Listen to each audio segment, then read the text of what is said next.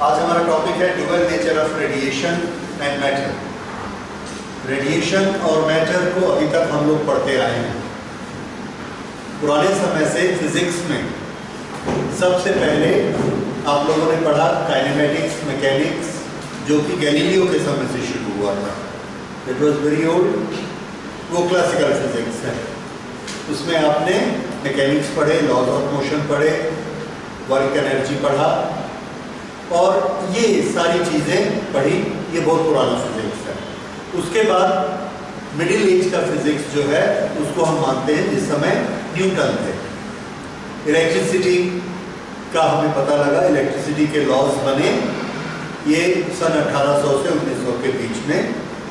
उस समय जो फिजिक्स का डेवलपमेंट हुआ उसमें इलेक्ट्रिसिटी, ऑप्टिक्स, ये चीज़ें थी और ये सब चीज़ें अभी आपने क्लास 12 में पढ़ी। अब उसके बाद उसके और बाद का नया एरा स्टार्ट हुआ, दैट इज मॉडर्न फिजिक्स। तो आज से हम लोग उस स्टेप पे जा रहे हैं, मॉडर्न फिजिक्स में। ओके, लाइट के बारे में हम लोगों ने पढ़ा। लाइट क्या है? Light is a radiation.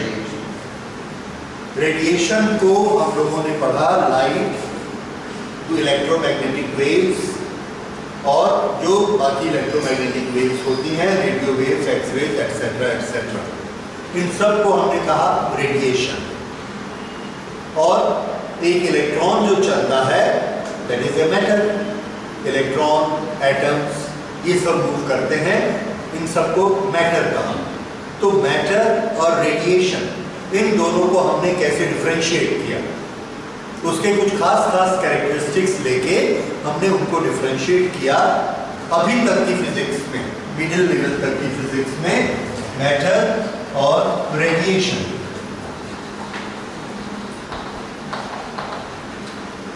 इसमें आप देखेंगे कुछ खास प्रॉपर्टीज आई है, आपने स्टडी की है। मैटर के पास मास होता है और इसके पास मोमेंटम होता है।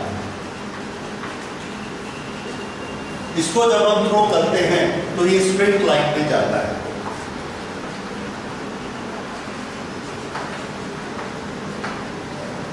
ओके, रेडिएशन कैसा होता है?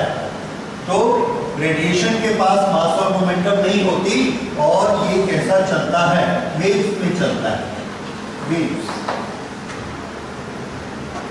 जैसे हमने लाइट चलाई और लाइट का वेव फ्रंट आगे गया तो वेव में चलता है और इनकी स्पेशलिटी क्या होती है? वेवलेंथ। Wavelength, frequency. वेवलेंथ होती है, फ्रीक्वेंसी होती है, वेव का एम्पलीट्यूड होता है। ये सब चीजें किसमें होती हैं? रेडिएशन। ये दोनों करते क्या है? तो आंसर है दोनों इस लायक होते हैं, दोनों में ये एबिलिटी होती है कि हम उनसे एनर्जी ट्रांसफर कर सकते हैं from one location to the other location.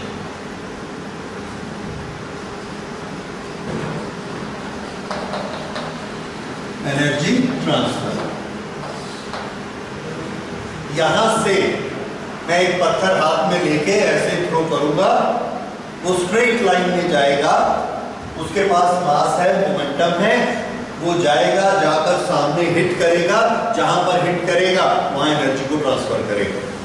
वहां का ऑब्जेक्ट हिलने लगेगा, मूव करेगा और वहां पर एनर्जी मिल जाएगी, जिस फॉर्म में भी मिले, काइनेटिक एनर्जी फॉर्म में। जब ये मूव करता है पार्टिकल जब ये मैटर मूव करता है तो इसके पास एनर्जी किस फॉर्म में होती है? काइनेटिक एनर्जी के फॉर्म में, mv² फॉर्मूला है। ओके, तो उस तरह से ये मैटर एनर्जी लेकर चलता है। रेडिएशन भी एनर्जी लेकर चलता है, रेडिएशन एनर्जी लेकर चलता है, और रेडिएशन की एनर्जी जाती है और किस फॉर्म में जाती है? वेव्स के फॉर्म में जाती है। डिस्टरबेंसेस जाते हैं किस फॉर्म में? वेव्स के फॉर्म में डिस्टरबेंसेस जाते हैं। वो डिस्टरबेंस या ऑसिलेशंस क्या कैरी करते हैं? एनर्जी। जहां पर जाएंगे वहां जाकर ये स्ट्राइक करेंगे और उस जगह पर ऑसिलेशन पैदा करेंगे, एनर्जी ट्रांसफर हो गई। और देखिए, ये जब मैटर स्ट्रेट लाइन में ऐसे जाएगा, जाकर हिट करेगा, तो ये एक पॉइंट को जाकर हिट करेगा, हिट्स ऑन दी पॉइंट। ये क्योंकि ये ऐसे जाएगा, एरो जैसे, गोली जैसे जाएगा, शॉट जैसे जाएगा और एक जगह में जाकर हिट करेगा। और रेडिएशन वेव्स के फॉर्म में जाता है। इसमें क्या चीज जाकर टकराएगी सामने? Wave front. क्या टकराएगा? Wave front. और ये जो वेव फ्रंट ऐसे टकराएगा, ये एक पॉइंट में टकराएगा या सरफेस पे टकराएगा? Very good. So it will strike a surface.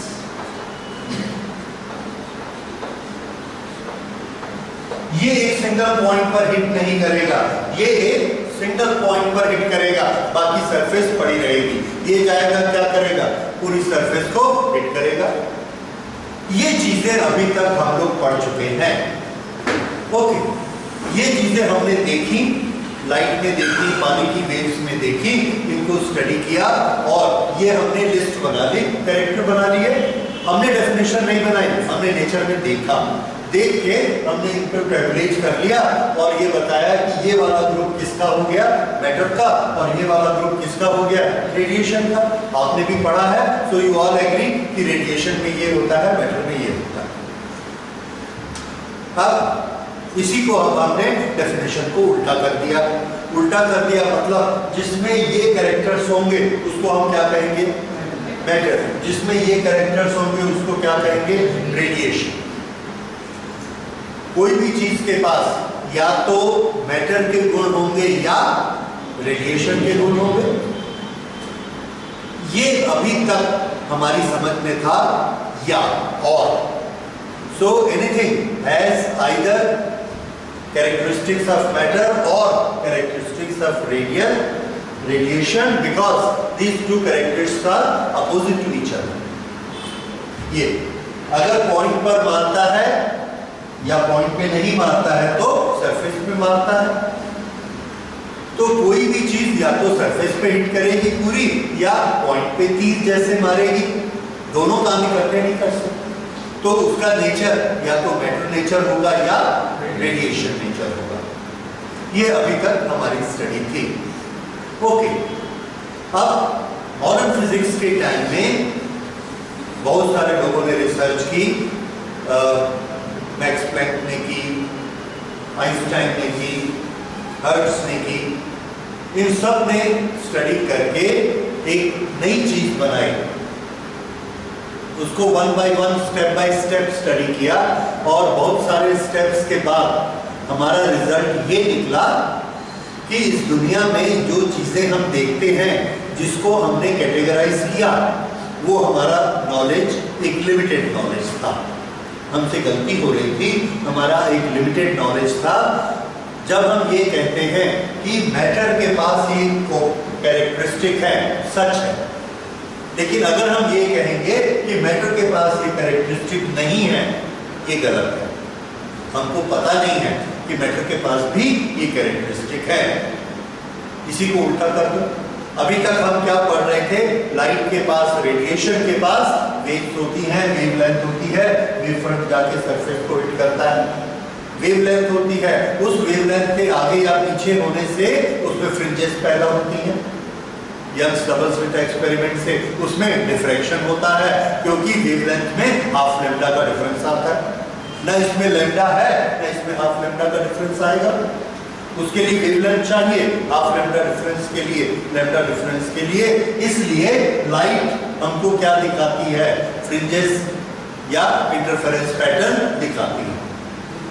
Okay, ये अभी तक हमने स्टडी किया था। और ये क्या चीज इसका कैरेक्टरिस्टिक है? रेडिएशन का कैरेक्टरिस्टिक है।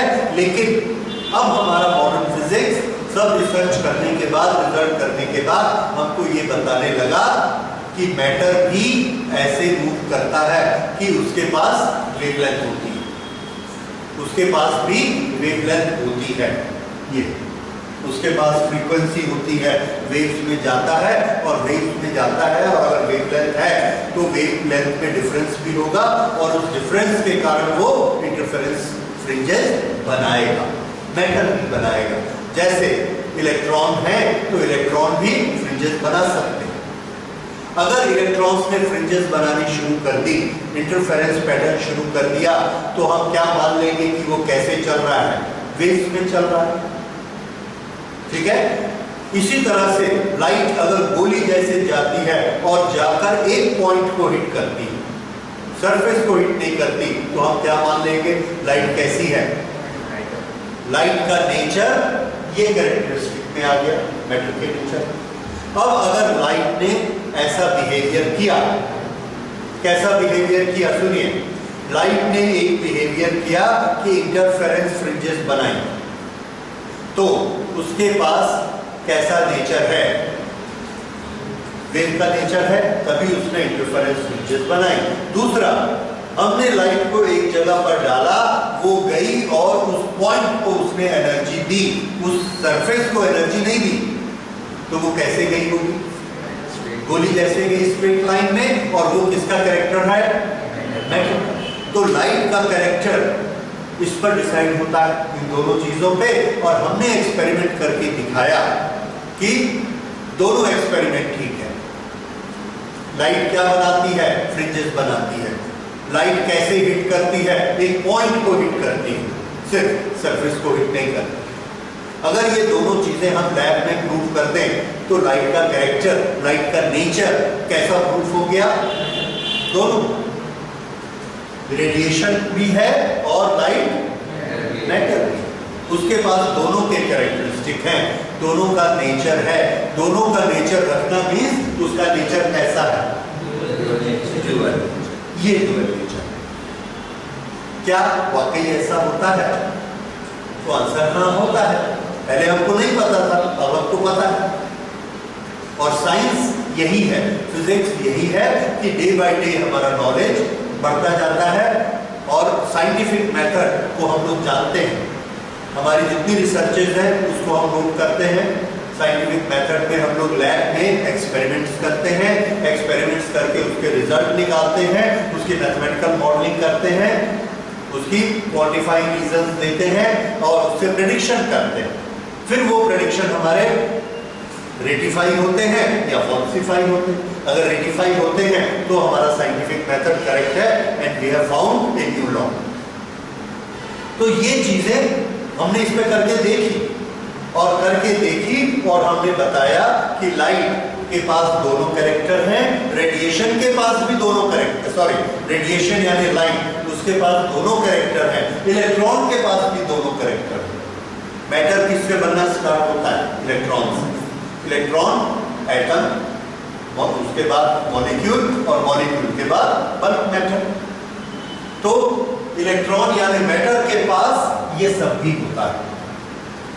इस सब का सबूत क्या है? Interference fringes. तो ये भी मैटर के पास, इलेक्ट्रॉन के पास होता है। इसलिए उसके नेचर में भी क्या है? रेडिएशन का नेचर। अगर उसके पास रेडिएशन का नेचर है, मैटर का तो है ही है, तो हम क्या बोलेंगे? उसका नेचर भी कैसा है? Dual nature. इस तरह से हम प्रूफ कर देंगे कि मैटर के पास भी ड्यूअल नेचर है और रेडिएशन के पास भी dual nature. That is all about this chapter. इस चैप्टर में हमने ये चीज प्रूफ करनी है। ओके, ये शुरू कैसे हुआ? ये शुरू इस तरह से हुआ कि लाइट का पहले जो नेचर था उसको न्यूटन ने डिफाइन किया था कॉर्पस्कुलर थ्योरी में।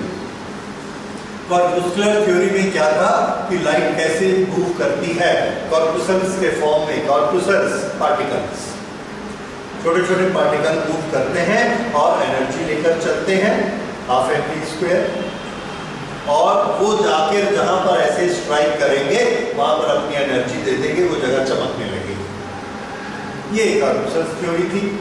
ओके, बाद में ये कॉर्पुसल्स थ्योरी फेल हो गई क्योंकि ये इंटरफेरेंस फ्रिंजेस को एक्सप्लेन नहीं कर सके। इंटरफेरेंस फ्रिंजेस को किसने एक्सप्लेन किया? हाइजेंस की वेव थ्योरी ने। उससे हमको क्या समझ में आया कि रेडिएशन जो होता है, भले रेडियो वेव हो, भले लाइट वेव हो, भले हीट वेव हो, सब में फ्रिंजेस बनती, इसलिए सब के सब रेडिएशन हैं और सब वेव फॉर्म में मूव करते हैं, सबके पास वेवलेंथ होती है। तो कॉर्पुस्कुलर थ्योरी उसको एक्सप्लेन नहीं कर सकी। That was failure of a corpuscular theory.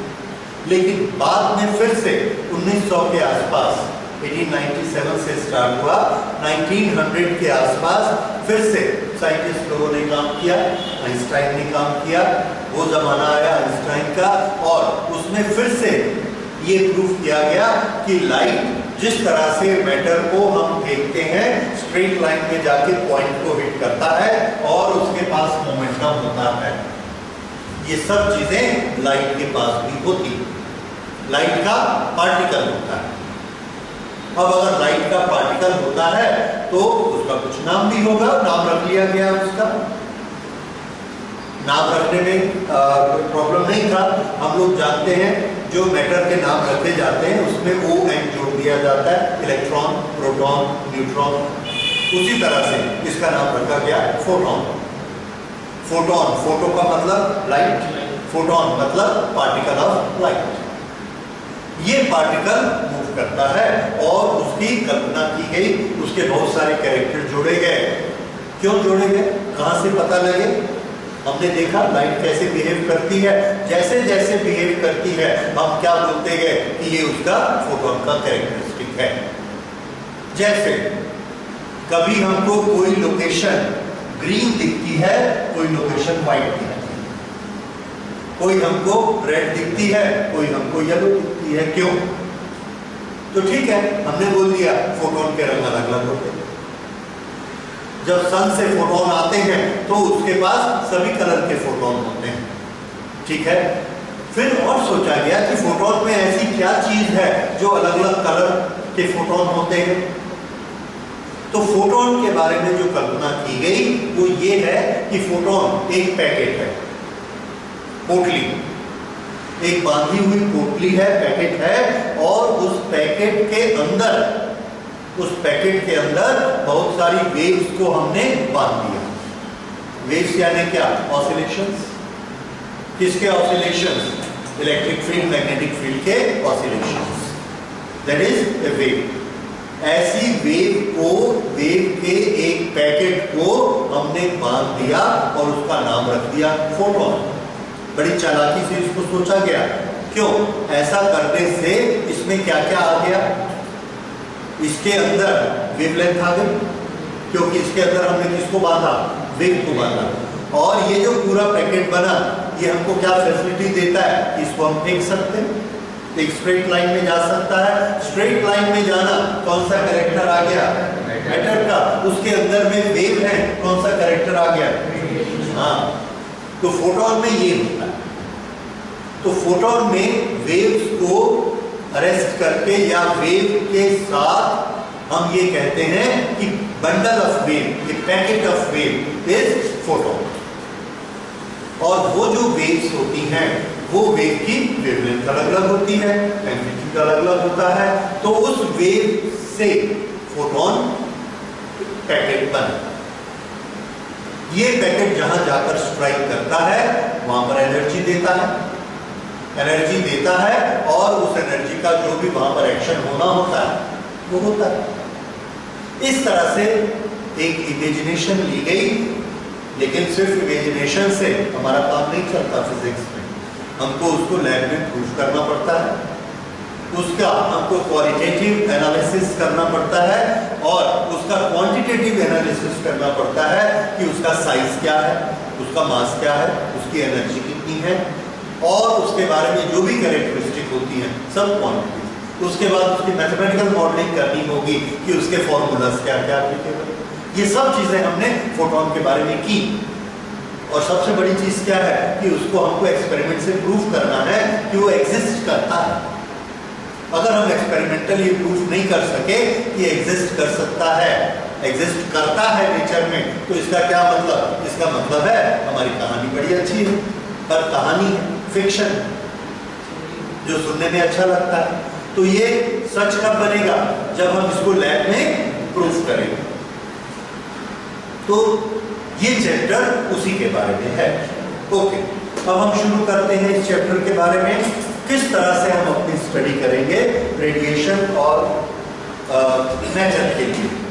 दोनों क्या कैरी करते हैं? एनर्जी कैरी करते हैं। रेडिएशन जब एनर्जी कैरी करता है तो कैसे जाकर हिट करता है? सरफेस को हिट करता है। मैटर जब एनर्जी कैरी करता है तो एक पॉइंट पर हिट करता है। हमने ये बोल दिया मैटर जो जाएगा वो कौन जाएगा? फोटोन। फोटोन के पास वेव्स हैं। इसकी कल्पना हमने इसलिए की क्योंकि वेव को हम कैंसल तो नहीं कर सकते थे। लाइट में वेव होती हैं, पक्का है, अदरवाइज इंटरफेरेंस को हम कैसे एक्सप्लेन करें? तो हमने ये बोला कि फोटोन के अंदर वेव्स होती हैं और उनकी वेवलेंथ अलग अलग होती है। क्यों? क्योंकि फोटोन जहां जाकर टूटेंगे वहां से वो वेव्स हमारी आइज में आएंगी और उससे हमको पता लगेगा कि उसका कलर क्या है। व्हाइट कलर है, ग्रीन कलर है, रेड कलर है, ब्लू कलर है। ऐसा क्यों हो जाता है?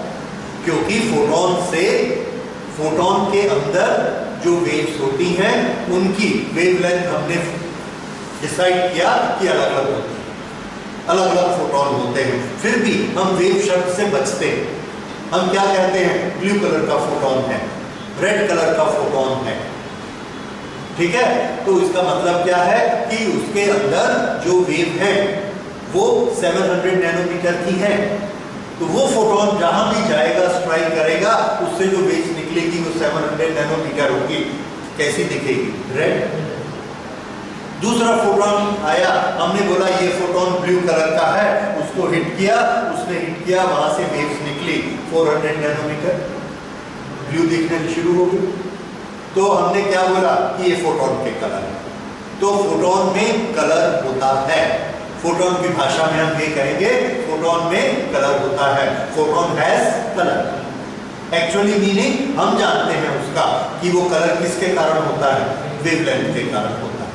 ओके, फिर से वेव नेचर में जाकर सरफेस को हिट करना है। कैसे हिट करना है? वेव फ्रंट ऐसे जाकर हिट करेगा। जब वेव फ्रंट हिट करेगा तो कुछ एनर्जी उसको देगा। ये इतनी बड़ी जगह में वेव फ्रंट ने जाकर हिट किया और मैटर जाएगा तो इतनी सी जगह में जाकर हिट करेगा। दोनों एनर्जी लेकर जाते हैं, एनर्जी दोनों ट्रांसफर करते हैं। अब उस एनर्जी से हमने काम करवाया और देखा सामने कि क्या रिजल्ट हमको मिला। उससे हमने पता लगाया कि इसका नेचर कैसा है।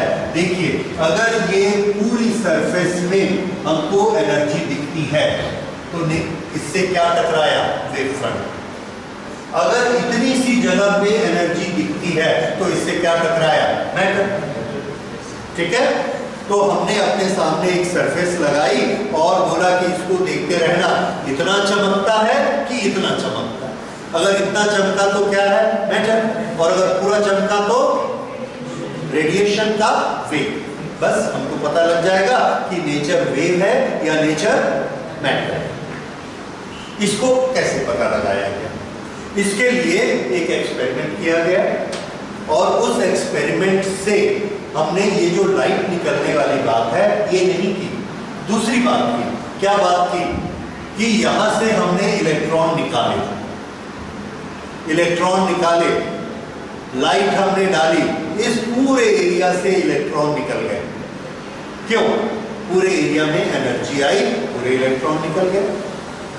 दूसरे केस में सिर्फ एक इलेक्ट्रॉन यहां से निकला। बाकी इलेक्ट्रॉन नहीं निकले।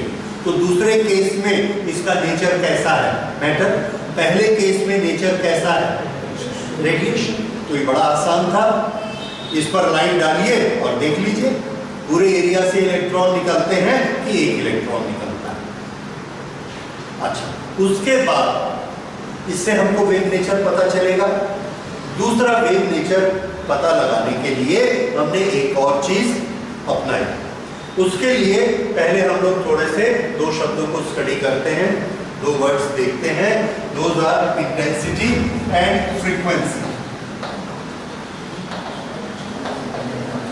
Intensity of light and frequency of light.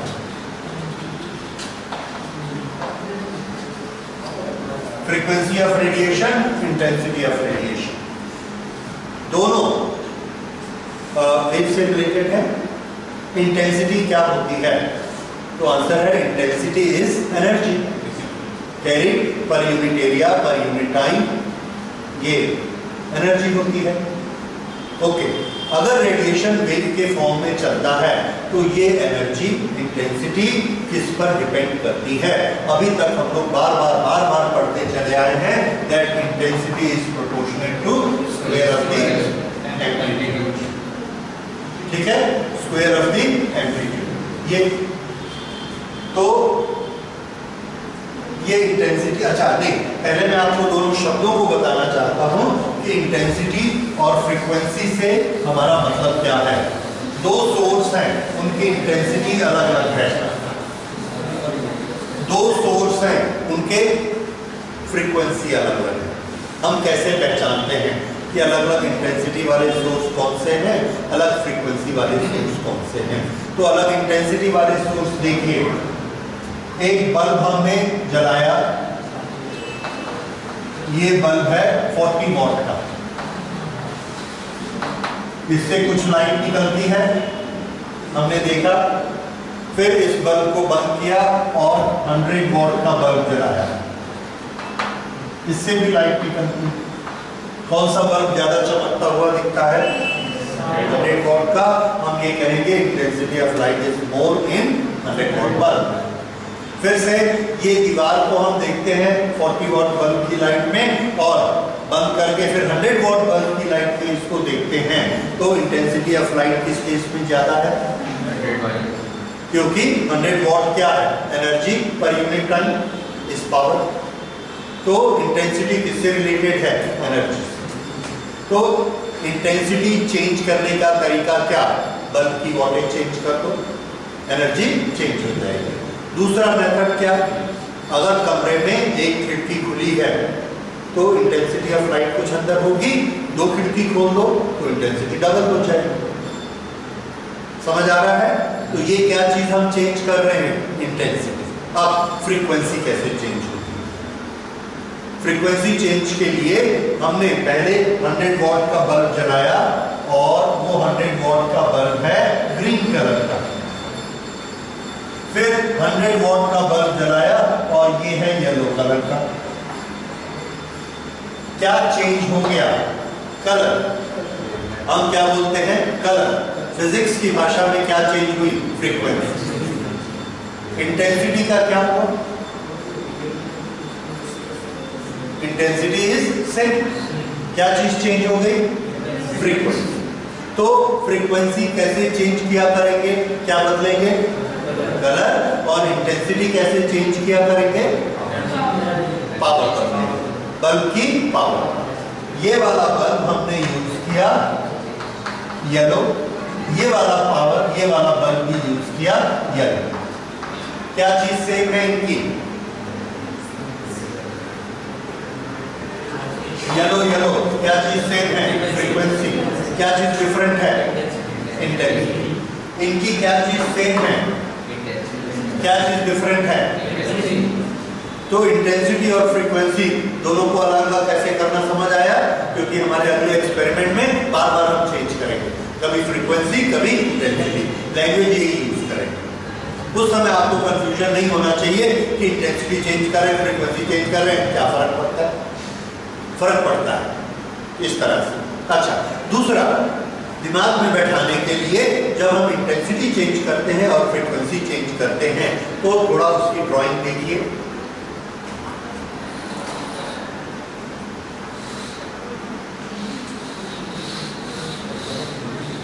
ये एक वेव सामने जाकर सरफेस को स्ट्राइक करती है, ये इसका एम्पलीट्यूड है, ये इसकी फ्रीक्वेंसी है।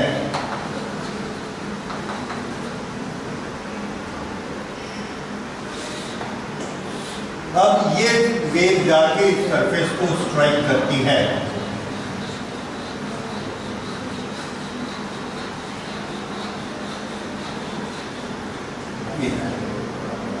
इसकी फ्रीक्वेंसी है 50 और ये इसकी एम्पलीट्यूड, ये एम्पलीट्यूड है इसका 2, एम्पलीट्यूड 2, इसका amplitude 10।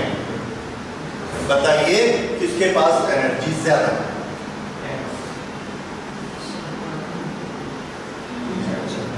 This is wave 1, this is wave 2.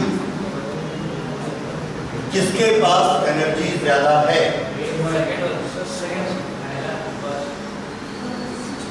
आपके पास इंटेंसिटी का क्या फॉर्मूला है वेव ऑप्टिक्स में? Intensity is proportional to square. तो किसकी इंटेंसिटी ज्यादा? फर्स्ट इंटेंसिटी क्या होती है? एनर्जी पर यूनिट एरिया। तो एनर्जी पर यूनिट एरिया किसकी ज्यादा? फर्स्ट की। ठीक है, तो वेव ऑप्टिक्स हमको क्या सिखाती है कि पहली वाली वेव की एनर्जी पर यूनिट एरिया इंटेंसिटी ज्यादा है, इसके पास एनर्जी ज्यादा। ठीक है, हम समझ गए। दूसरे के पास एनर्जी कैसी होगी? कम। सामने हमने दोनों को टास्क दिया। क्या टास्क दिया? कि यहां पर इलेक्ट्रॉन है, ये इलेक्ट्रॉन है, इस इलेक्ट्रॉन को एनर्जी दो, इतनी एनर्जी दो कि वहां से सरफेस से ये उखड़ जाए, सरफेस से इजेक्ट हो जाए, सरफेस से एमिट आउट हो जाए। कैसे? हमने हाथ में कुदाली ली, जमीन पे मारी, जैसे ही जमीन पे मारते हैं उसमें एक गिट्टी जो फंसी हुई है वो निकल आती है, ऐसे मारा और वो उछल गई। ये उछलेगी या नहीं उछलेगी, निकलेगी या नहीं निकलेगी, ये इस पे डिपेंड करता है कि हमने कितनी एनर्जी लगाई। अगर हमने धीरे से किया नहीं निकलेगी, तो हम क्या करते हैं? जोर से मारते हैं तो निकलती। तो किसी चीज का इजेक्ट होना किस पर डिपेंड करता है कि हमने उसको कितने जोर से हिट किया, कितने जोर से एनर्जी लगाकर हमने उसको हिट किया। अब ये दोनों केसेस में सामने एक इलेक्ट्रॉन फंसा हुआ है, एक ही मेटल है, एक ही टाइप का इलेक्ट्रॉन है। कौन सी वेव उस इलेक्ट्रॉन को पहले निकाल पाएगी? पहली कि दूसरी?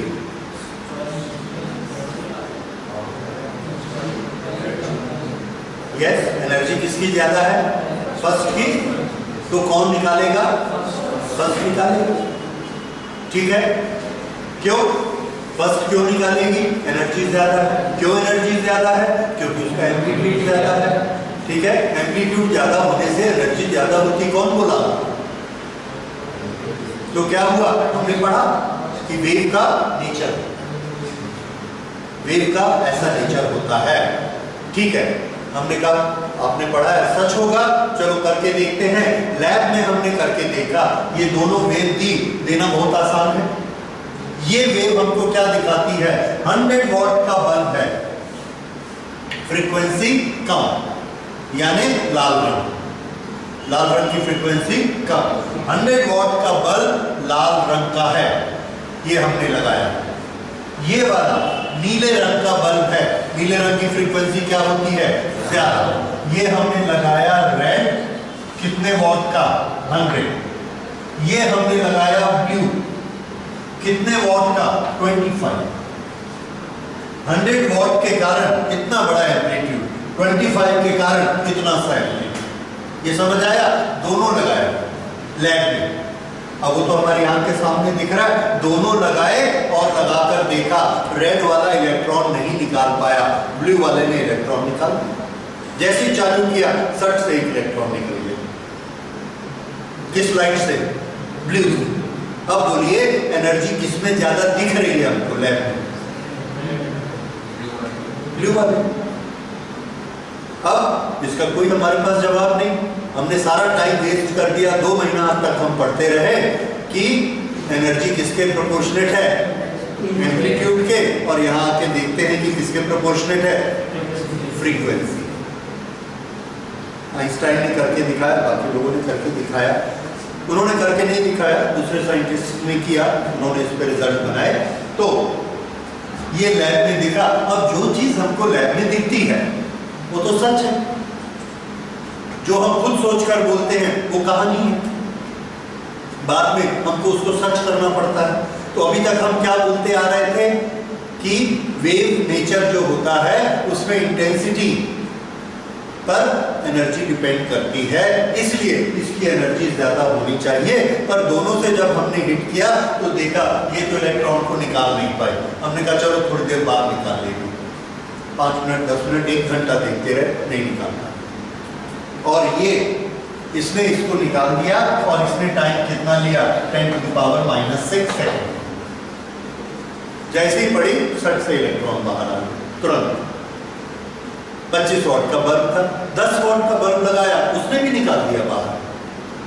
तो हमने एक नियम लिख दिया, नियम ये लिख दिया कि energy of the wave depends upon its frequency and not on the amplitude. ये रहा प्रूफ, ठीक है। वेव थ्योरी से हम इस बात को नहीं बता पाए। हमने कहा कि भाई क्या हो गया, इसको ज्यादा एनर्जी लेके जानी चाहिए थी, इसको निकालना चाहिए था, क्यों नहीं निकला? अगर वेव के एम्पलीट्यूड में एनर्जी होती है तो क्यों नहीं निकला? तो वेव थ्योरी पढ़ाने वालों के पास उसका जवाब नहीं है कि क्यों नहीं निकला। हमारे हिसाब से निकलना चाहिए था, हमने जो अभी तक पढ़ा है कि एम्पलीट्यूड ज्यादा, एनर्जी ज्यादा, इलेक्ट्रॉन निकलना चाहिए था, नहीं निकला। इसका क्या मतलब है कि हमने जो पढ़ा गलत था, वेव थ्योरी गलत है। लैब में प्रूफ हो गया, ठीक है। तो अगर ऐसा प्रूफ हो गया तो वेव थ्योरी गलत प्रूफ हो जाएगी। तो क्या ऐसा हुआ? तो आंसर है यस, वाकई ऐसा हुआ, और उसी को अब हम स्टडी करेंगे कि ऐसा कौन सा एक्सपेरिमेंट था जिसने ये प्रूफ कर दिया कि वेव थ्योरी गलत है। एम्पलीट्यूड में एनर्जी नहीं होती, एनर्जी फ्रीक्वेंसी में होती है। ओके, इससे क्या फर्क पड़ता है? नेचर में क्या फर्क पड़ता है? तो नेचर में फर्क नहीं पड़ता। हम सिर्फ ये बताना चाहते हैं कि वेव में वेव थ्योरी ही गलत है, वेव थ्योरी ही गलत है, क्योंकि वेव थ्योरी पे क्या था, energy is proportional to amplitude, वो चीज यहां पर नहीं है। ओके, तो इस तरह से नए नए चीजें सामने आती हैं, और ये हम लोग स्टडी करेंगे अभी इस चैप्टर में, ये एक्सपेरिमेंट, और उससे ये प्रूफ होगा that wave theory assumptions were wrong, energy उसमें नहीं होती, एनर्जी फ्रीक्वेंसी पर डिपेंड करती है। उसके बाद अगली चीज कि लाइट जाकर जब हिट करती है अलग अलग फ्रीक्वेंसी की लाइट हिट करती है, तो ये किसने कह दिया कि फोटोन जाकर हिट करेंगे? पूरी की पूरी लाइट जाकर सरफेस पर पड़ती है, ठीक है। हमने क्या किया कि ये वाली जो लाइट है, ये 25 वॉट की जगह 100 वॉट का बल्ब लगा दिया, 100 वॉट लगा दिया, तो ये अब ऐसे ऐसे बन गई, ठीक है, इतना बड़ा एम्पलीट्यूड। अब ये जाकर टकराएगी, इतने बड़े एरिया में टकराएगी, ये सारे के सारे इलेक्ट्रॉन एक्साइट हो जाएंगे, सब निकलेंगे एक साथ। पर हम देखते हैं सब एक साथ नहीं निकलते, एक साथ नहीं निकलते। फिर से सुनिए, यहां से एक ये सरफेस है सामने, इस सरफेस पर मैंने ऐसे फावड़ा चलाया, ये इतनी बड़ी सरफेस निकलकर सामने आ गई। दूसरा कुदाली चलाई, एरो जैसे, बुलेट जैसे, ये ऐसे गई, कितना निकलेगा? एक पोर्शन, बाकी पोर्शन नहीं निकलेगा। और अगर ऐसे जाके टकराया हैमर जैसे, इतने बड़े एरिया में ऐसे जाकर मारा, तो ये सब निकलेंगे, एक साथ। इससे क्या प्रूफ होगा? नेचर। लाइट से हमने देखा कि वो जाकर हिट करता है, एक इलेक्ट्रॉन निकलता है। अगर एक इलेक्ट्रॉन निकलता है, बाकी इलेक्ट्रॉन नहीं निकलते हैं, तो इसका मतलब वो नेचर कैसा है इसका? बुलेट जैसा या हैमर जैसा? बुलेट जैसा, स्ट्रेट लाइन। ये हमने assumptions लैब में करके देखे। ठीक है, अब हम इस एक्सपेरिमेंट के बारे में पढ़ते हैं। तो सबसे पहले इसमें हम एनर्जी किस काम के लिए दे रहे हैं? तो एनर्जी हम दे रहे हैं इलेक्ट्रॉन को निकालने के लिए। वहां से हम अपनी स्टडी शुरू करते हैं। तो पहला हमारा जो डेफिनेशन या टॉपिक है वो हमने ये पढ़ना है, इलेक्ट्रॉन एमिशन। इलेक्ट्रॉन को सरफेस से निकालते हैं, उसका एनर्जी से क्या रिलेशन है, उससे हम एनर्जी की स्टडी कैसे कर सकते हैं? तो आंसर है कि जब एक इलेक्ट्रॉन को हम सरफेस से निकालना चाहते हैं तो एक्चुअल एक्शन क्या हो रहा है? एक्चुअल एक्शन, एटम में एक न्यूक्लियस है और उसके चारों तरफ इलेक्ट्रॉन घूमता है। This is positive and this is negative, और ये सर्कुलर मोशन करता रहता है। इसमें दो क्वेश्चन। पहला कि ये अगर ऐसा जाता है तो बाहर क्यों नहीं चला जाता? नेचुरल टेंडेंसी, इनर्शिया के कारण किसी भी ऑब्जेक्ट की क्या होती है? स्ट्रेट लाइन में चलना। It should move straight and go. ठीक है, हम ये कहते हैं कि नहीं जा पाता, ये उसको खींचता है, प्लस माइनस को खींचता है अपनी तरफ। Okay, there is a force of attraction. If there is a force of attraction, तो ये इसमें गिर क्यों नहीं जाता? किसने मना किया कि मत जाना इधर? अगर ये खींच रहा है जाओ, क्यों नहीं जाता?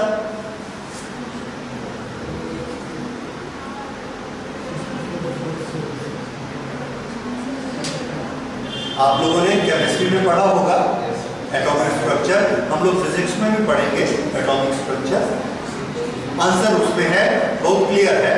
और क्लास 11 में आपने सैटेलाइट भी पढ़ा है। उस सैटेलाइट में भी हमने क्या पढ़ा है? इसका इनर्शिया इसको किधर ले जाना चाहता है?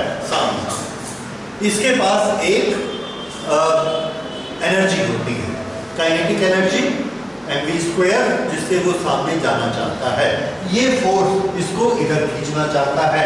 ये फोर्स जो इधर खींचना चाहता है ये कितना होता है? Q1 Q2 upon r²।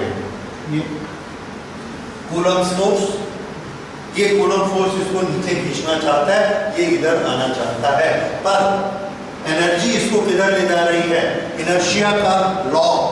Inertia का लॉ क्या कहता है कि ये कहां जाएगा? जिस लाइन में चल रहा है, it will keep moving in the same line.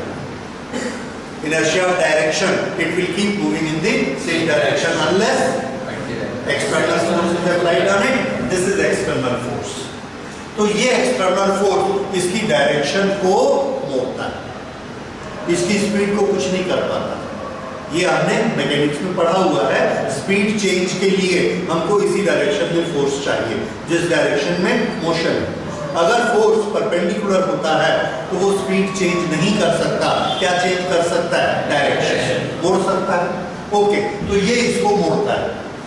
अब अगर इसको मोड़ता है तो ये ऐसा मुड़ा, फिर और ऐसा मुड़ा, फिर और ऐसा मुड़ा, और आ गया इसमें। नहीं हो रहा ऐसा। क्यों नहीं हो रहा? इसलिए नहीं हो रहा है कि इसकी वेलोसिटी इतनी ज्यादा है कि जब ये इसको मोड़ता है तो ये बस इतना ही मोड़ पाता है, फिर ये ऐसा जाता है, इसको मोड़ता इतना ही मोड़ पाता है, फिर ये ऐसा जाने लगता है, फिर इतना ही मोड़ पाता है। तो ये अपनी तरफ नहीं खींच पाता, ऐसे ही मोड़ घूमता है। और ये चीज हम स्टडी कर चुके हैं। सर्कुलर मोशन में कौन सा फोर्स कहते हैं इसको? Centripetal force. सेंट्रीपिटल फोर्स इसको कब कहते हैं? जबकि वो फोर्स सिर्फ इतना हो कि वो कहां मूव करे? सर्कल। अगर फोर्स ज्यादा हो गया तो अंदर आ जाएगा, अगर फोर्स कम हो गया तो ये सीधा निकल जाएगा। तो ये वाला फोर्स कितना होना चाहिए? तो हमने कैलकुलेशन करके बताया कि ये फोर्स कितना होना चाहिए। अगर ये फोर्स इसके बराबर है तो क्या हो गया, बैलेंस हो गया, वो ना तो बाहर जाएगा ना अंदर जाएगा, सर्कल मेंटेन करेगा। ये चीज इलेक्ट्रॉन में होती है। अब इन दोनों में अगर ये बढ़ गया तो क्या होगा, अंदर आ जाएगा, अगर ये बढ़ गया तो क्या होगा, फिर से अगर ये बढ़ गया तो अंदर आ जाएगा, और अगर ये बढ़ गया तो बाहर चला जाएगा, V बढ़ गया तो। अब देखिए ये किसका फॉर्मूला है, mv², एनर्जी, ठीक है।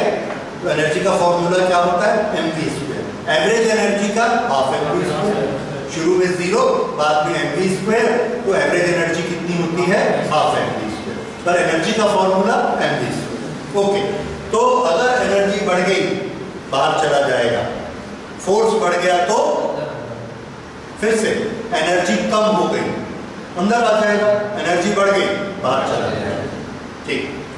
अगर हमने इसको एनर्जी दी और इसकी एनर्जी बढ़ गई तो ये बाहर आ गया, इसने अपनी सरफेस छोड़ी, बाहर आ गया, और ऐसा इलेक्ट्रॉन जो बाहर आ गया, इस प्रोसेस को हम बोलेंगे एमिशन।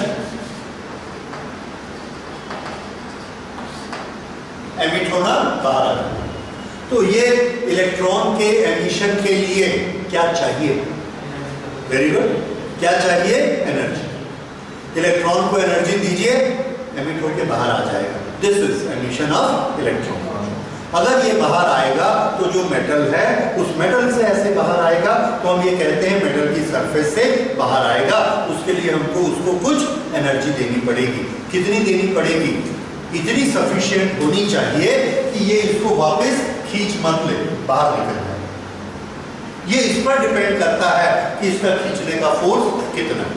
अब ये खींचने का फोर्स अलग अलग मेटल का अलग अलग होता है। प्लेटिनम का सबसे ज्यादा होता है, हल्के मेटल हैं उनका कम होता है। तो इसमें हमने क्या देखा एक्सपेरिमेंट करके कि इलेक्ट्रॉन को अलग अलग एनर्जी लगती है बाहर निकलने के लिए, यानी हमको हर इलेक्ट्रॉन अलग अलग वर्क करना पड़ता है।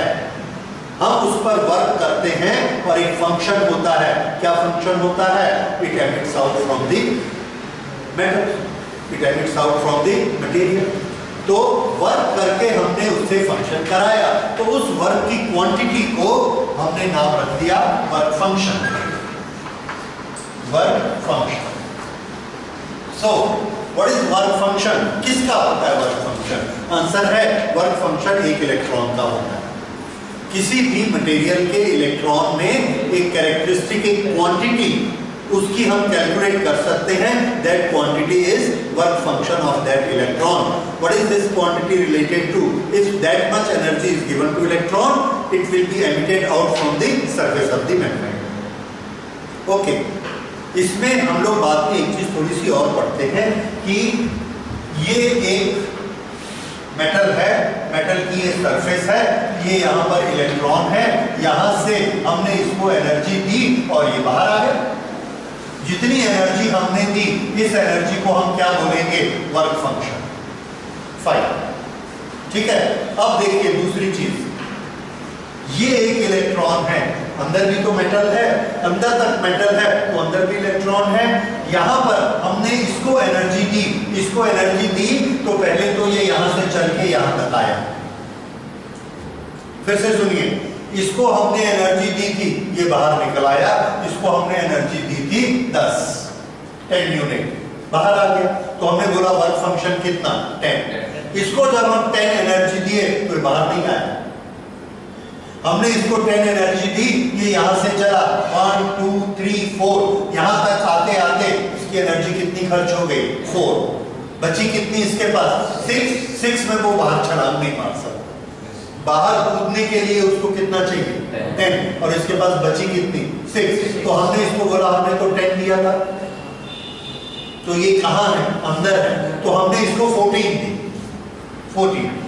अगर इसको 14 दी तो 4 इसने यहां तक आने में खर्च की, और उस 10 के बराबर ये कूद गया, बाहर आ गया। तो इसका वर्क फंक्शन 14। लेकिन नहीं, हम एक मेटल के इलेक्ट्रॉन के लिए 2 वर्क फंक्शन की वैल्यू नहीं चाहते, अदरवाइज हमको कंफ्यूजन होगा। कि कौन मेटल ज्यादा स्ट्रॉन्ग है, ज्यादा पकड़ के रखता है, कौन कम पकड़ के रखता है, हमारी कैलकुलेशन नहीं हो पाएगी। तो हमने अपनी डेफिनेशन चेंज की। हमने डेफिनेशन ये बताई कि जो इलेक्ट्रॉन एकदम सरफेस के पास है, एनर्जी देने से वो सिर्फ क्या काम करता है, जंप करने का, उसको अंदर से चल के नहीं आना है। वो जितना वर्क हमको उससे कराना पड़ेगा, जितनी एनर्जी हम देंगे, वो उस मेटल के इलेक्ट्रॉन का वर्क फंक्शन कहलाएगा। अब हमने इसको दे के देखा, 10 देने से बाहर आया, एक और इलेक्ट्रॉन बाहर आया 11 एनर्जी देने से, एक और इलेक्ट्रॉन बाहर आया 14 एनर्जी देने से, तो हमने टैबुलेट कर लिया। 10 से भी बाहर आया, 11 से भी बाहर आया, 14 से भी बाहर आया, और एक तो 9 से बाहर आ गया। तो वर्क फंक्शन कितना? 9। वर्क फंक्शन कितना लेना है? 9, जो कि एकदम सरफेस वाले को हिट किया और ये बाहर आ गया 9 से। So the minimum work required to take out one electron from the surface is known as work function. ये है वर्क फंक्शन। डेफिनेशन नोट करिए। ये टॉपिक, इस टॉपिक को आप लिखेंगे electron emission.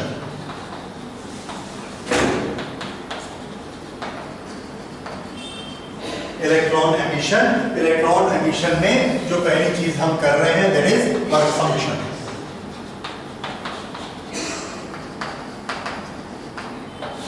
Work function, work function is amount of work required. Work function is amount of work required on electron of a metal, on electron of a metal, so that it is emitted out from the surface. So that it is emitted out from the surface. मैंने minimum शब्द लिखाया नहीं, तो work के पहले minimum लिख लीजिए। Minimum work required to be given to electron of a metal so that it comes out of the surface. ये उसका वर्क फंक्शन है। तो वर्क फंक्शन आपको क्लियर हो गया। किसी भी इलेक्ट्रॉन को निकालने के लिए कम से कम कितनी एनर्जी लगेगी? वर्क फंक्शन के बराबर। क्या सभी इलेक्ट्रॉन उससे निकल जाएंगे? नहीं, सिर्फ वही निकलेंगे जो सरफेस पर हैं। अंदर वाले इलेक्ट्रॉन ज्यादा एनर्जी लेंगे, क्योंकि थोड़ी सी एनर्जी को किसमें खर्च करेंगे? यस, एयरपोर्ट तक आने के लिए करेंगे। अगर आपको दिल्ली जाना है, कंपनी का वहां से आता है, बॉम्बे आ जाइए इंटरव्यू के लिए, हम आपको रायपुर से बॉम्बे का एयरफेयर देंगे फ्रॉम नियरेस्ट एयरपोर्ट। लेकिन एयरपोर्ट तक यस अपने खर्च से जाना पड़ेगा, हमको और खर्च चाहिए उसके लिए। ये इलेक्ट्रॉन के साथ में होता है, तो सरफेस से उसको जंप करना है, दैट इज वर्क फंक्शन। उतनी हमारी डेफिनेशन होती है।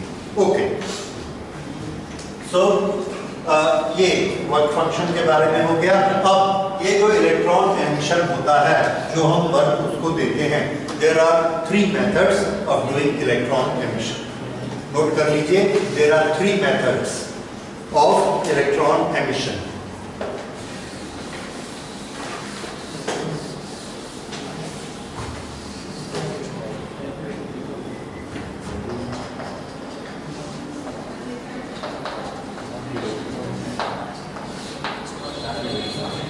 ये जो इसको एनर्जी देना है, एनर्जी देके बाहर निकालना है, हम लोग अलग अलग सब्जेक्ट में इसके बारे में पढ़ते हैं और थोड़ा सा नाम भी बदल देते हैं। जैसे केमिस्ट्री में जब आप इसको पढ़ते हैं तो आप इसको कहते हैं इलेक्ट्रॉन को एक्साइट करना, that is excitation of electron, उससे वो बाहर आ जाता है। और कभी आप पढ़ेंगे, फिजिक्स में आता है, केमिस्ट्री में भी आता है, आयोनाइजेशन ऑफ एटम। एटम का, क्लोरीन एटम का आयोनाइजेशन कैसे होगा? एक इलेक्ट्रॉन बाहर आएगा, बाहर आने के लिए हमको उसको एनर्जी देनी पड़ेगी, दैट प्रोसेस इज आयोनाइजेशन। बाद में सेमीकंडक्टर में जाके आप एक और चीज पढ़ेंगे, होल बिल्डअप होना। सेमीकंडक्टर में सिलिकॉन में होल कैसे बनता है? एक इलेक्ट्रॉन बाहर निकल जाता है, होल बन जाता है, तो कितनी एनर्जी देनी पड़ेगी? वर्क फंक्शन के बराबर। उस समय उसका नाम हम कुछ और रखते हैं। तो एक्शन वही है। अलग अलग यूज के कारण हमने उसके नाम अलग अलग रखे। एक्शन वही है, इलेक्ट्रॉन छोड़कर जाएगा एटम को कुछ एनर्जी लेकर। ओके, तो ये 3 मेथड्स है इलेक्ट्रॉन एमिशन के। फर्स्ट एनर्जी देनी है, दैट इज थर्मल एनर्जी, इसको हम कहेंगे थर्मल एमिशन। इसके नाम से पता लग रहा है एनर्जी किस फॉर्म में देंगे, हीट के फॉर्म।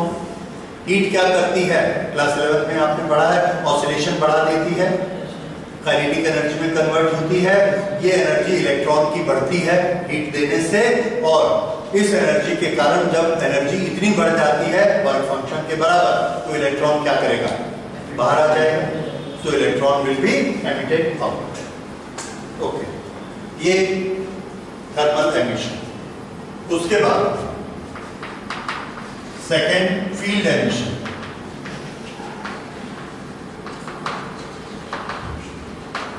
फील्ड एमिशन में ये एक मेटल सरफेस है, यहां पर इलेक्ट्रॉन है, और यहां हमने एक मेटल की प्लेट रखी और इसको बहुत सारे पॉजिटिव चार्जेस दे दिए, बैटरी के साथ जोड़ दिया, इलेक्ट्रिसिटी सोर्स के साथ जोड़ दिया, ये सारे प्लस यहां पर इंडक्शन करके एक फील्ड क्रिएट करते हैं।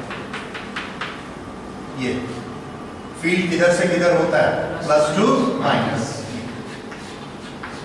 इस फील्ड को क्रिएट किया ई किसके बराबर होता है, Q upon R square. Q is what, charge, जो यहां पर चार्ज है।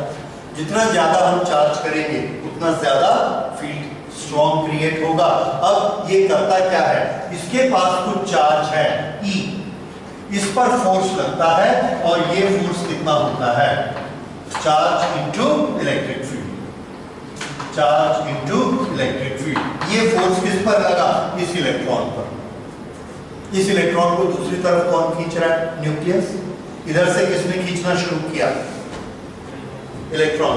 क्या इसने इस पे वर्क किया, एनर्जी दी, आंसर है यस। कौन सी एनर्जी दी, पोटेंशियल एनर्जी। पोटेंशियल एनर्जी का फॉर्मूला आपको मालूम है, potential energy is equal to Q1 Q2 upon R। ये तो पोटेंशियल एनर्जी किस पर डिपेंड करती है, चार्जेस पे। यहां पर हमने ये Q1 बहुत बढ़ा दिया, बहुत सारे चार्जेस इकट्ठे कर दिए, तो इसकी एनर्जी भी कैसी हो गई, बढ़ गई। अगर ये एनर्जी बढ़ते बढ़ते वर्क फंक्शन से ज्यादा हो गई तो क्या होगा, बाहर निकल जाएगा। तो ये हमने इसको किस मेथड से निकाला, field emission.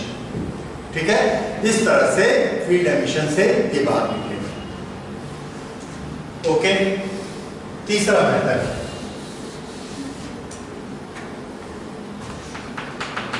Third is photo emission.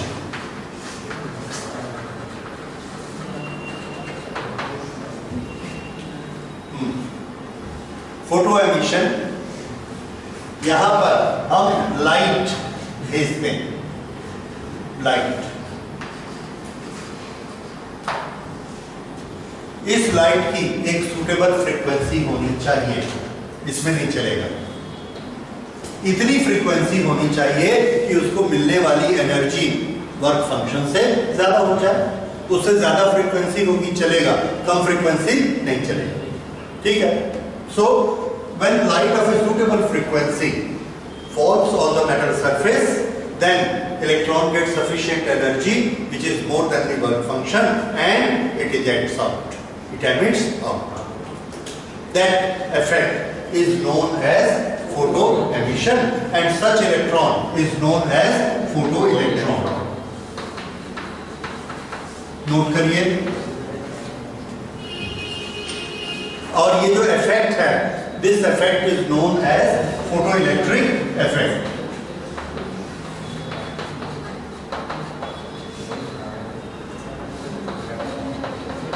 देखिए, photo means light, electric is electron motion, that effect photoelectric effect. Photoelectric effect note करिए क्या हुआ, photoelectric effect. It is the phenomena, it is the phenomena in which when light of when light of suitable frequency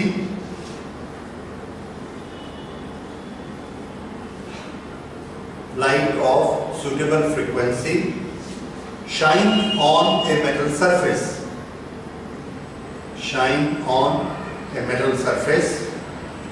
then electron gets energy more than its work function,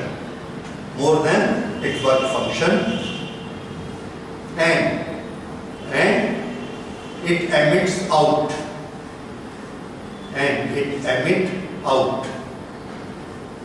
full stop. This effect is known as, this phenomena is known as photoelectric effect.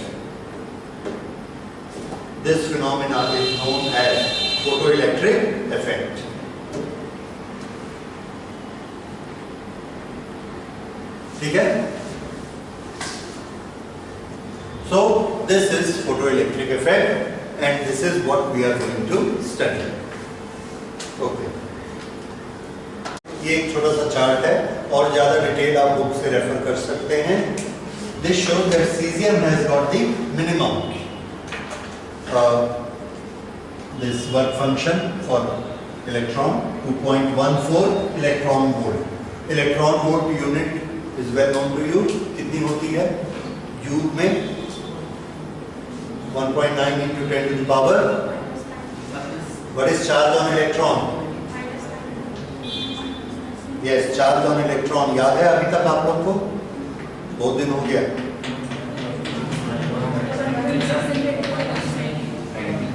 Okay. That is joule. So many joules is 1 electron volt. Okay. तो ये आप देख रहे हैं सबसे ज्यादा work function किसका होता है?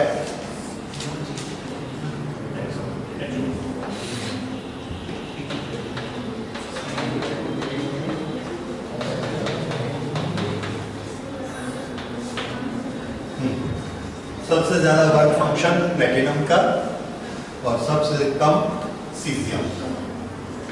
2.14. This is just an example. आप और भी बुक से देख सकते हैं.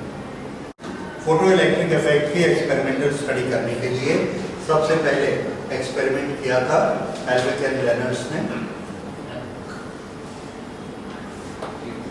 ओके.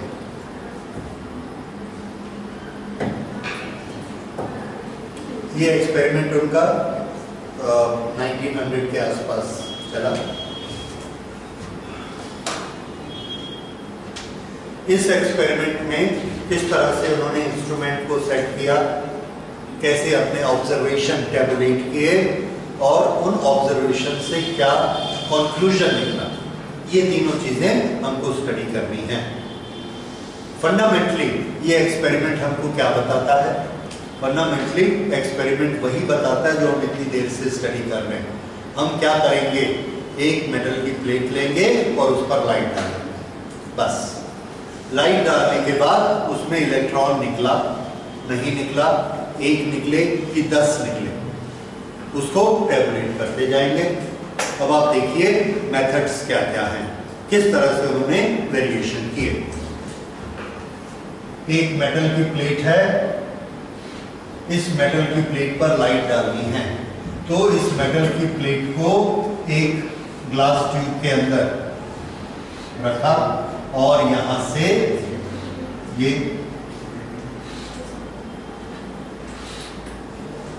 लाइट डालने के लिए ओपनिंग बनाएंगे.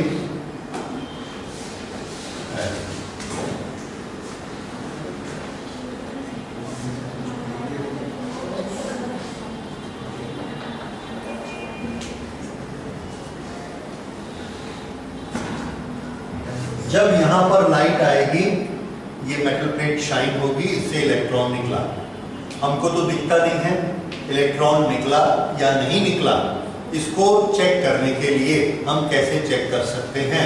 इलेक्ट्रॉन जब मूव करता है तो इलेक्ट्रिक करंट बनती है, तो हम एक ऐसी कंडीशन पैदा कर देंगे कि वो इलेक्ट्रॉन मूव करे.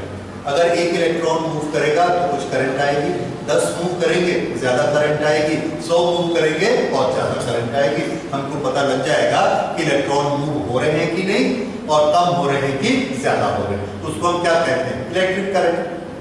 तो अगर एक सर्किट बना दें और इस इलेक्ट्रॉन के कारण उसमें करंट फ्लो होगी तो करंट हमको क्या प्रूफ देगी कि इलेक्ट्रॉन है और फ्लो हो रहा है। तो हमने सर्किट को कंप्लीट करने के लिए, सर्किट बनाने के लिए यहां से ये एक टर्मिनल लिया और यहां से दूसरा टर्मिनल लिया।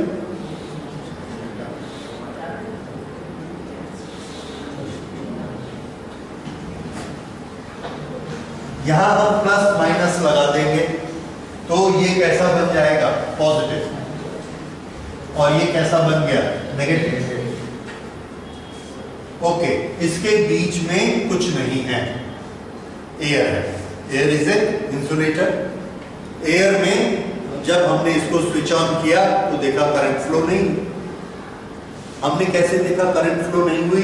देखने के लिए हमने यहां पर एक छोटा सा एम्पियर मीटर लगा दिया या गैल्वेनोमीटर लगा दिया। ये हमको करंट दिखाएगा। Galvanometer converted to ampere meter, ये यहां पर लगा दिया। अगर इसमें कुछ दिखेगा मतलब करंट फ्लो हो रही है। इट इज ए गैल्वेनोमीटर जो दोनों तरफ हमको इंडिकेशन देगा, बताएगा कि करंट ऊपर जा रही है कि नीचे जा रही है। ओके, दैट्स गुड, ये हमको बताएगा। हम ये भी जानना चाहते हैं कि इन दोनों के बीच में पोटेंशियल डिफरेंस कितना है। तो हम क्या करते हैं, ये इधर आया, ये इधर आया, इन दोनों के बीच में हमने एक वोल्टमीटर लगाया। ये वोल्टमीटर क्या दिखाएगा कि ये जो दोनों इलेक्ट्रोड्स हैं इनके बीच में पोटेंशियल डिफरेंस कितना है। तो कैलकुलेट करने में हमको आसानी होगी। इतना पोटेंशियल डिफरेंस रखा, इतनी करंट है। ओके, अब हम इसका पोटेंशियल बदलना चाहते हैं बार बार। हमारे पास वेरिएबल क्या है? हम लाइट को बदलना चाहते हैं, लाइट की इंटेंसिटी बदलना चाहते हैं, लाइट की फ्रीक्वेंसी बदलना चाहते हैं। उसके बाद हम चेक करना चाहते हैं कि जो इलेक्ट्रॉन निकल रहा है उसके पास एनर्जी कितनी, उसको भी चेक करना चाहते हैं। ये लाइट कम या ज्यादा करने के लिए सिस्टम मैंने आपको बताया है। क्या करेंगे?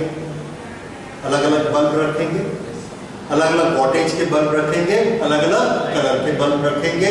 तो हम क्या चेंज कर सकते हैं? अपनी इच्छा से इंटेंसिटी भी चेंज कर सकते हैं और फ्रीक्वेंसी। वो सारा अरेंजमेंट यहाँ, उसको हमको बताने की जरूरत नहीं है, वी कैन डू दैट। यहाँ पर हम इसकी एनर्जी को, इलेक्ट्रॉन की एनर्जी को चेक करना चाहते हैं। इलेक्ट्रॉन की एनर्जी कैसे चेक होती है? इलेक्ट्रॉन की एनर्जी देखिए ऐसे चेक होती है। ये इलेक्ट्रॉन है, इसके बीच में हमने वोल्टेज दिया 12 वोल्ट V। यहां पर इलेक्ट्रॉन के पास कुछ चार्ज है Q E। अगर ये 12 वोल्ट है और इसके पास चार्ज E है तो इसके पास कितनी एनर्जी है? फिर से एनर्जी का फॉर्मूला क्या होता है? Q1 Q2 upon R। एक और फॉर्मूला होता है that work done. Okay, potential का क्या फॉर्मूला होता है? Work done per unit charge. तो वर्क डन किसके बराबर होता है? Q into V, and work done is energy. तो एनर्जी का फॉर्मूला क्या होता है? Q into V। अगर मैंने इसके सामने 12 वोल्ट लगाया और इसका चार्ज E है तो इसके पास कितनी एनर्जी हो गई? E into V। तो EV हमेशा हमको क्या देगा? Energy of the electron given by this electrode. अगर इसमें 12 लगाया तो ये 12 आ जाएगा, अगर इसमें 20 लगाया तो ये 20 हो जाएगा। So we can always give that much energy to the electron. ठीक है, अब ये जो एनर्जी हम देते हैं, इस एनर्जी को हम पॉजिटिव नेगेटिव दोनों बना सकते हैं। कैसे दोनों बना सकते हैं? पॉजिटिव वोल्टेज लगाएंगे तो एनर्जी बनेगी, नेगेटिव वोल्टेज लगाएंगे तो भी एनर्जी बनेगी। पॉजिटिव वोल्टेज लगाएंगे तो वो एनर्जी क्या करेगी? उस इलेक्ट्रॉन को अपनी तरफ खींच लेगी। पॉजिटिव एनर्जी मिली उसको और पॉजिटिव एनर्जी से इलेक्ट्रॉन क्या करेगा? बाहर निकल जाएगा। ओके, हमने यहां पर प्लस लगाया तो ये प्लस इस माइनस को क्या करता है, खींचता है। ठीक है, दूसरा केस देखिए, हमने कुछ भी नहीं लगाया, कुछ भी नहीं लगाया, यहां से एक इलेक्ट्रॉन निकल के इधर जाता है अपने आप। क्यों जाता है? क्योंकि यहां पर प्लस है बैटरी का, इसको प्लस में जाना है और यहां पर वापस आना है। तो ये जब यहां से निकल के जाएगा, इसके पास कुछ एनर्जी है। कहां से आई एनर्जी? वो उसको फोटो से मिली, लाइट से मिली, लाइट से जो उसको एनर्जी मिली उसके कारण वो बाहर निकलता है। सामने हमने प्लेट लगाई और इसमें दे दिया माइनस। अगर माइनस दिया तो ये माइनस इसको क्या करेगा, इलेक्ट्रॉन को रिपेल करेगा, तो ये माइनस इसको रिपेल करता है। जैसे ये बाहर निकलता है फोटो इलेक्ट्रिक इफेक्ट से, माइनस क्या करेगा, इसको वापस धकेल देता है, बाहर नहीं निकलने देता। अगर वो बाहर निकलता, इधर आता, तो हमको क्या दिखता, करंट। अगर हमने यहां माइनस वोल्टेज दे दिया और उस करंट को बंद कर दिया, करंट को बंद कर दिया हमने, अगर हमने उस करंट को बंद कर दिया मतलब इलेक्ट्रॉन नहीं निकल रहा। क्यों नहीं निकल रहा? क्योंकि हमने उसको कौन सी एनर्जी दी, माइनस। ठीक है, फिर से इस बात को सोचिए, ये इलेक्ट्रॉन इसके अंदर था, इसके पास एनर्जी कुछ थी, उस लेवल को हमने माना जीरो एनर्जी, घूम रहा है। हमने लाइट से इसको एनर्जी दी, हमने लाइट से इसको एनर्जी दी 15 एनर्जी हमने दी, उसमें से 10 एनर्जी उसने खर्च कर दी। किस चीज में बताइए? जंप करने में, दैट इज वर्क फंक्शन। अब इसके पास कितनी एनर्जी बची? 5 एनर्जी क्या है इसकी? Kinetic energy. उस काइनेटिक एनर्जी से ये भागता है किस तरफ? प्लस की तरफ। ऐसे जैसे ये बाहर निकलता है, जैसे ही ये यहां से इलेक्ट्रॉन बाहर निकलेगा, बताइए इसका चार्ज कैसा हो जाएगा? शुरू में ये जीरो है, कोई चार्ज नहीं है, एक इलेक्ट्रॉन बाहर निकला तो ये क्या बन गया? पॉजिटिव। ये पॉजिटिव, पॉजिटिव। इस पॉजिटिव को क्या चाहिए? इलेक्ट्रॉन चाहिए। तो ये इलेक्ट्रॉन ऐसे जाता है और ऐसे आ जाता है, उस सर्किट में गया। उस सर्किट में घूमने के लिए उसने कौन सी एनर्जी यूज की? ये जो काइनेटिक एनर्जी उसको मिली थी। समझ आया? जब ये यहां से जाएगा हमको दिख जाएगा एम्पियर मीटर में। इस तरह से हम देखते हैं कि इलेक्ट्रॉन निकला और इलेक्ट्रॉन चल रहा है। अब हमने एक गड़बड़ कर दी। क्या गड़बड़ की? हमने यहां पर लगा दिया -4 वोल्ट। -4 वोल्ट, इसको जैसे ये निकलता है 5 एनर्जी लेके, ये क्या करता है? हाँ, उसको -4 एनर्जी देता है। अब उसकी एनर्जी कितनी बची? 1। ओके, हमने इसको बढ़ा के कर दिया -5। अब ये -5 से उसने रिपेल किया, नहीं निकल पाया, करंट क्या हो गई? 0। तो जैसे ही करंट 0 होती है, कितना वोल्ट लगाने से हुई? -5। हमको पता लग गया कि वो जो आने वाला था उसके पास कितनी एनर्जी थी? यस। इससे हम क्या मेजर करते हैं? आने वाले इलेक्ट्रॉन की एनर्जी। समझ आ रहा? इसलिए क्या चीज जरूरी है कि हम इसकी वोल्टेज को बदलने का इंतजाम करें। कोई इलेक्ट्रॉन -1 से रुकेगा, कोई -5 से रुकेगा, कोई -8 से रुकेगा। तो हमारे पास अरेंजमेंट होना चाहिए कि हम वोल्टेज को कम ज्यादा कर सकें। तो हम क्या करते हैं, इन दोनों के बीच में एक बड़ी सी बैटरी लगाते हैं और एक रिहोस्टेट लगाते हैं ताकि वोल्टेज को कम ज्यादा किया जा सके। फिर शुरू में हम इलेक्ट्रॉन को इधर बुलाना चाहते हैं तो हम इसको प्लस देना चाहते हैं, कभी हम इलेक्ट्रॉन को रोकना चाहते हैं तो हम इसको माइनस देना चाहते हैं। सब तरह से स्टडी करना चाहते हैं तो हमको एक ऐसा अरेंजमेंट चाहिए जो इसको प्लस भी बना सके, माइनस भी बना सके, जो इसकी वोल्टेज को 0 से 10 ले जाए, 10 से फिर वापस 0 ले आए, -10 ले जाए, फिर 0 लाए। तो वो अरेंजमेंट हम बनाते हैं। यहां पर एक बैटरी लगाते हैं, ये एक बड़ी सी बैटरी है, और इस बैटरी के साथ एक रिहोस्टेट लगाते हैं। ये रिहोस्टेट के ऊपर स्लाइडर है, ये स्लाइडर यहां जाएगा, ज्यादा वोल्टेज आएगी, यहां जाएगा, कम वोल्टेज आएगी। ओके, ये इसके जो दो टर्मिनल हैं, इन दोनों टर्मिनल को हम ऐसे ले जाकर यहां पर ये ऐसे दो टर्मिनल में लगा देते हैं। अब ये दोनों क्या है हमारे सप्लाई पॉइंट। ये एक क्या देता है प्लस, और ये वाला क्या देता है माइनस। ये दोनों क्या है इसके सप्लाई पॉइंट। अब इसके बीच में हमने एक स्विच लगाया है, ये इस तरह का स्विच है, टॉगल स्विच। इसको आप इधर और इधर कर सकते हैं। जब इधर करेंगे ये इधर रहेगा और ये इधर रहेगा, तो ये वाला टर्मिनल क्या बन गया माइनस, और ये वाला टर्मिनल क्या बन गया प्लस। उसके बाद हमने इस स्विच को उठा दिया, ये इधर टच हो गया, ये इधर टच हो गया, तो ये क्या बन गया प्लस, और ये क्या बन जाएगा माइनस। तो ये इसको कम्यूट करना बोलते हैं वोल्टेज को। So this is commutator. तो यहां पर हम एक कम्यूटेटर लगा देते हैं। ओके, ये फर्स्ट टाइम था तो मैंने आपको डिटेल में बताया, आगे से हम नहीं बताएंगे। वी विल सिंपली से एक कम्यूटेटर लगाना है और एक रिहोस्टेट लगाना है। इससे हम क्या अरेंजमेंट पैदा कर रहे हैं, प्लस और माइनस दोनों दे सकते हैं और वोल्टेज को कम या ज्यादा दोनों कर सकते हैं यहां पर। इसके बाद यहां पर हमारे लाइट को चेंज करने के अरेंजमेंट्स हैं। इतने अरेंजमेंट उन्होंने तैयार किए। ओके, तो ये जब अरेंजमेंट तैयार हो गए उसके बाद हमारी स्टडी स्टार्ट हुई। उसके बाद उन्होंने जो स्टडी की, उस स्टडी के डिफरेंट पार्ट्स हैं, अलग अलग इंटेंसिटी देके उसको किया और फिर अलग अलग फ्रीक्वेंसी देके हमने उसकी एनर्जी को चेक किया। हमारे पास एनर्जी चेक करने का साधन है। क्या साधन है? वोल्टेज को अगर हम उसकी करंट को जीरो कर देंगे, जितनी वोल्टेज लगाएंगे हम उससे एनर्जी नाप लेंगे। ओके, इस तरह से हम इसमें बहुत सारी चीजें चेक कर सकते हैं।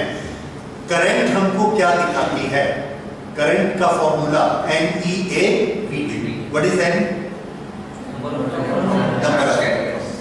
अगर करंट आ रही है 1 एम्पियर, 1 मिली एम्पियर, और हमने लाइट बढ़ाई और करंट हो गई 10 milli ampere, what does it mean?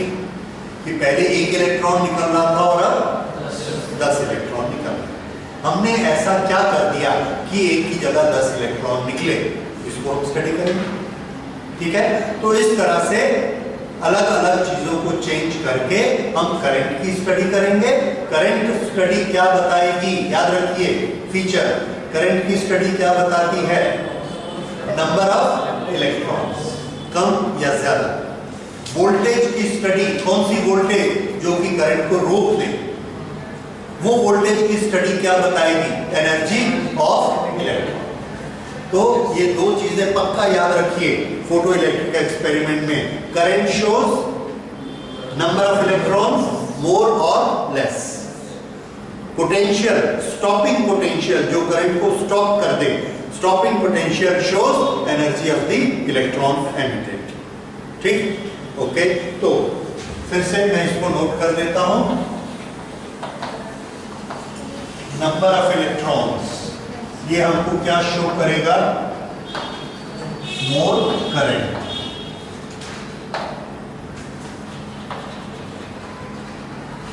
Energy of electron, that will be negative potential. ये क्या करता है negative potential? To stop current. इसका हम बाद में नाम रखेंगे, इसका नाम रखेंगे स्टॉपिंग पोटेंशियल। तो स्टॉपिंग पोटेंशियल हमको क्या बताता है? एनर्जी। करंट हमको क्या बताती है? Number of electron. ये दोनों चीजें हमेशा आपको थंब रूल की तरह याद रखनी चाहिए फोटो इलेक्ट्रिक की स्टडी करने के लिए, ठीक है। ओके।